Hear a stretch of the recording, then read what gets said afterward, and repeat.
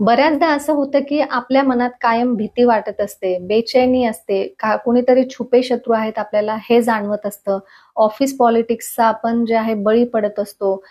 असं आपल्याला फील होतं की आपल्याला कुणी मान-सन्मान देत नाही, आपल्याला विचारलं जात नाही. राहू-केतूच्या आपल्या आयुष्यामध्ये प्रॉब्लेम येत जातच राहतात. अचानक काहीतरी घटना घडतात. अचानक हॉस्पिटलायझेशन आपल्या म्हणजे जीवनात येतं, चालूच असतं कायम. नागदेवतांची दुःस्वप्न पडत असतात. कायम नागाची स्वप्न पडत असतात खूप लोकांना.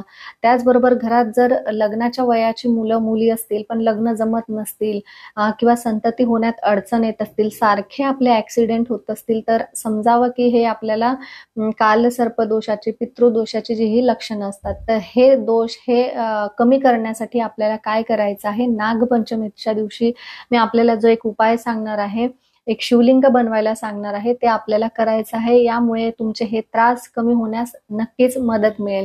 आपण हे जरूर करून बघा. चला तर मग व्हिडिओला सुरुवात करूया. माझं नाव आहे शारदा. मी एक सर्टिफाईड न्यूमरोलॉजिस्ट, वास्तुतज्ञ, रेमेडी एक्सपर्ट आणि क्रिस्टल हीलरही आहे. तर आपण आजच्या व्हिडिओमध्ये बघू की हे विशेष आपल्याला शिवलिंग कसं बनवायचं आहे.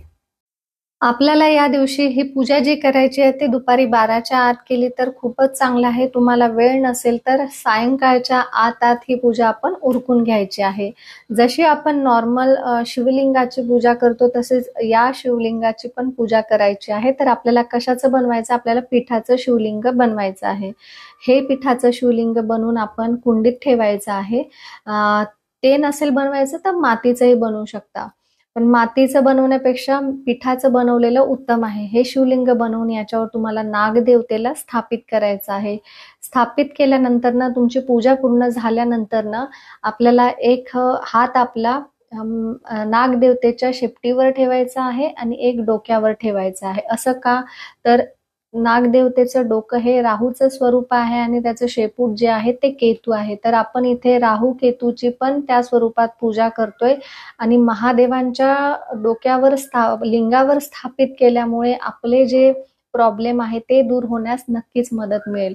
त्याच्यावर हात ठेवून आपल्याला बोलायचं आहे, हे नागदेवता, माझ्याकडून पूर्वजन्मी किंवा या जन्मी कळत नकळत तुम्हाला काही इजा मी पोहोचवली असेल तर मला क्षमा करा. मी खूप मनापासून तुमची माफी मागतोय. माझ्यावर, माझ्या परिवारावर कायम तुमची कृपा दृष्टी बनवून ठेवा. हे त्यांना बोलून क्षमा याचना करून त्यांची आपल्याला पूजा करायची आहे. ही पूजा आपली संपन्न झाल्यानंतर ना दुसऱ्या दिवशी किंवा संध्याकाळी आपल्याला हे शिवलिंग जे आहे ते विसर्जन करायचं आहे. तुम्ही मातीचं केलं असेल तर तुमचं शिवलिंग तिथेच विसर्जन करा. रोज पाणी टाकून टाकून ते विसर्जन होऊन जाईल त्याचं. तुम्ही जर पिठाचे बनवले असतील, पिठाचे ह्यासाठी बनवायला सांगते की अजून एक विशेष गोष्ट आपण करणार आहोत. तर पिठाचं शिवलिंगाचा गोळा करायचा आहे आपल्याला विसर्जन करून. त्यामध्ये साखर टाकायची आहे. साखरमध्ये घोळवून तो आपल्याला पिंपळाच्या झाडाखाली किंवा कुठल्याही झाडाखाली नेऊन ठेवायचा आहे. तिथे मुंगे खातील.